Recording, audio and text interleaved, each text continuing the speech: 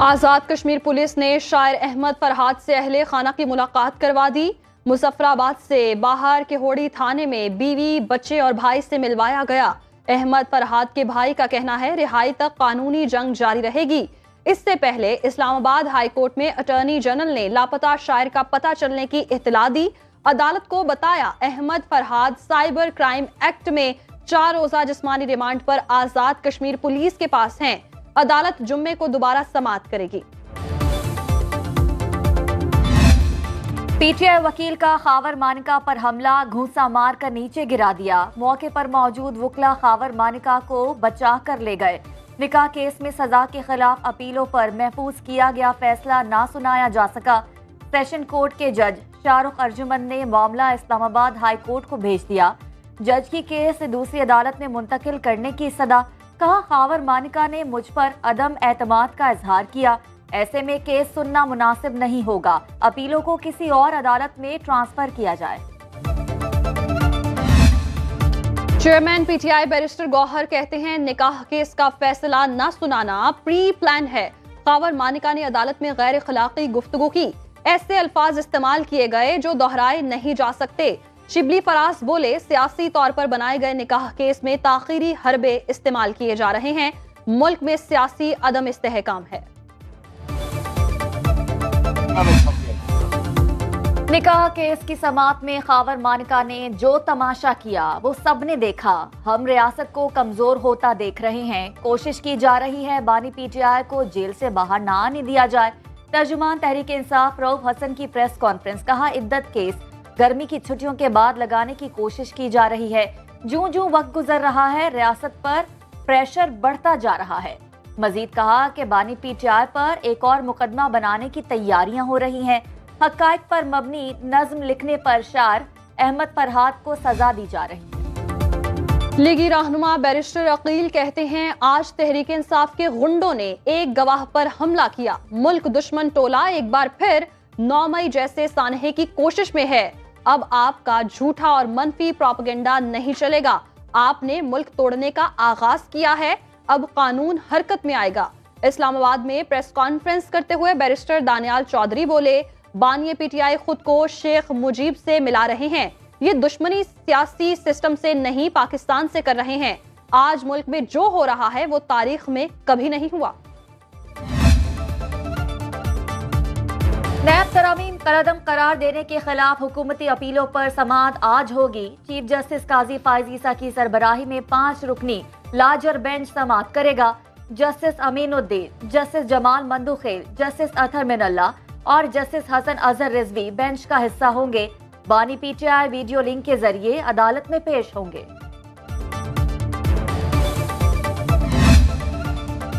اسلام آباد high court نے ٹیلی com companies کو نگرانی کے لیے فون کال ریکارڈ کرنے سے روک دیا، صارفین کے ڈیٹا تک رسائی اور اس کا استعمال بھی روکنے کا حکم۔ جسٹس بابر ستار نے بشرا بی بی اور نجم الثاقب کی آڈیو لیک سے متعلق درخواستوں پر سماعت کے دوران ریمارکس دیے۔ اگر ٹیلی کام کمپنیز کا ساز و سامان غیر قانونی سرویلنس کے لیے استعمال ہوا تو اس کی ذمہ داری ان پر عائد ہوگی۔ اسلام آباد ہائی کورٹ کا ایڈیشنل اٹارنی جنرل کو وفاقی حکومت سے ہدایات لینے اور عدالتی سوالوں کے جواب جمع کرانے کا حکم۔ سپریم کورٹ نے تحریک انصاف کو انتخابی نشان سے محروم کرنے پر برطانوی ہائی کمشنر کا اعتراض بلا جواز قرار دے دیا۔ رجسٹرار نے چیف جسٹس قاضی فائز عیسیٰ کے حکم پر خط لکھ کر تفصیلی جواب دیا۔ خط میں لکھا کہ سپریم کورٹ نے وہی کیا جو قانون کہتا ہے، انٹرا پارٹی انتخابات کا انعقاد سیاسی جماعتوں میں جمہوریت کی ضرورت ہے، کوئی سیاسی جماعت انٹرا پارٹی انتخابات نہیں کرواتی تو وہ انتخابی نشان کے لیے اہل نہیں ہوگی۔ برطانوی ہائی کمشنر نے آسما جہانگیر کانفرنس میں عام انتخابات اور پی ٹی آئی کو انتخابی نشان سے محروم کرنے پر تنقید کی۔ سابق وزیر اعظم شاہد خاقان عباسی کہتے ہیں جس حکومت کا مینڈیٹ مشکوک ہو وہ ملک نہیں چلا کرتے۔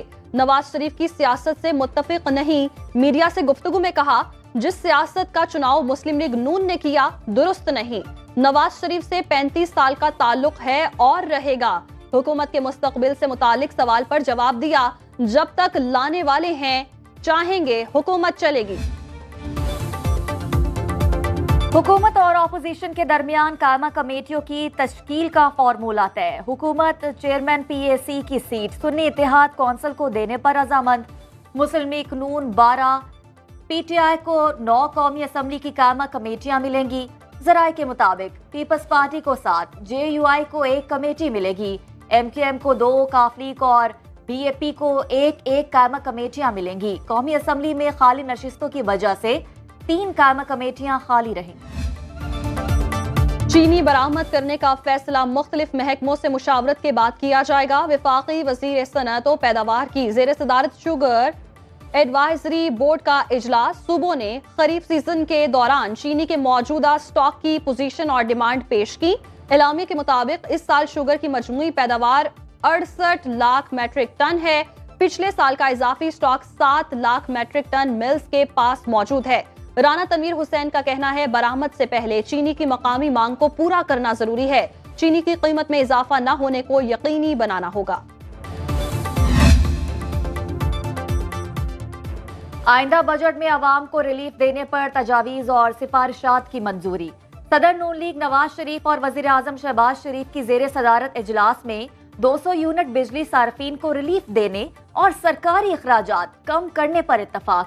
जाती उम्रा में बजट इजलास की अंदरूनी कहानी सामने आ गई। जराये के मुताबिक IMF प्रोग्राम पर वजीर खजाना ने तफसीली ब्रीफिंग दी। 3 साला कर्ज प्रोग्राम के मुज़ाकरात पर गौर किया गया। इजलास में सरकारी सतह पर कफायत जारी पर अमल दरामद यकीनी बनाने पर इत्तफाक। FBR का आइंदा माली साल में कस्टम ड्यूटी से 205 अरब रुपए इकट्ठे करने का हदफ। आइंदा माली साल दरामदी लग्जरी अशिया की कस्टम्स ड्यूटी बढ़ने का इम्कान। मोबाइल, कंप्यूटर्स, टीवी, फ्रिज और AC आलात मजीद महंगे हो जाएंगे। दरामदी मेकअप, घड़ियां, बैग, जूते, परफ्यूम, चॉकलेट्स की कीमतें भी बढ़ जाएंगी। जराये के मुताबिक लग्जरी और गैर जरूरी अशिया पर रेगुलेटरी ड्यूटी समेत तिजारती टैक्सों में मजीद इजाफा किया जाएगा।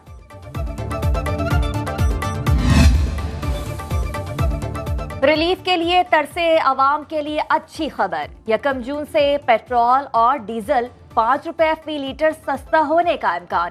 पेट्रोलियम डिवीजन जराये के मुताबिक 1 जून से पेट्रोल 5 और डीजल की कीमत में 4 रुपए फी लीटर तक कमी मुतवक्के। हतमी फैसले में अभी 1 रोज बाकी। ओगरा की समरी 31 मई को आएगी। वजारत खजाना वजीर आजम की मुशावरत से फैसला करेगी। गर्मी ने शहरियों का भुरकस निकाल दिया। जैकबाबाद, दादो, 51, सिब्बी, खैरपुर, लाड़काना, मोंजोदड़ो 50 डिग्री को छू गया। सखर, शहीद बेनजीराबाद, रोहड़ी, तुरबत, लसबेला में दर्जा हरारत 49 रिकॉर्ड। हैदराबाद, रहीम यार खान, पड़ईदन में पारा 48 डिग्री तक जा पहुंचा। भक्कर, कुसूर, जंग में दर्जा हरारत 47 डिग्री सेंटीग्रेड हो गया। लाहौर 46, मुल्तान 45, फैसलाबाद 44, इस्लामाबाद, पेशावर और कराची में 42 डिग्री की गर्मी। जामशोरों में गर्मी ने 2 कमसिन भाइयों की जान ले ली। झुलसा देने वाली गर्मी में बिजली की गैर एलानिया लोड शेडिंग से शहरी बिलबिला उठे। बिजली बंदिश के बायस पानी की किल्लत ने अजियत को और बढ़ा दिया। कराची के मुख्तलिफ इलाकों में 12 घंटे तक बिजली की बंदिश मामूल बन गई। हैदराबाद में लोड शेडिंग का दौरानिया 12 घंटे तक जा पहुंचा। कोयटा में 6 से 16 घंटे, लाहौर में 6 से 8 घंटे तक लोड शेडिंग।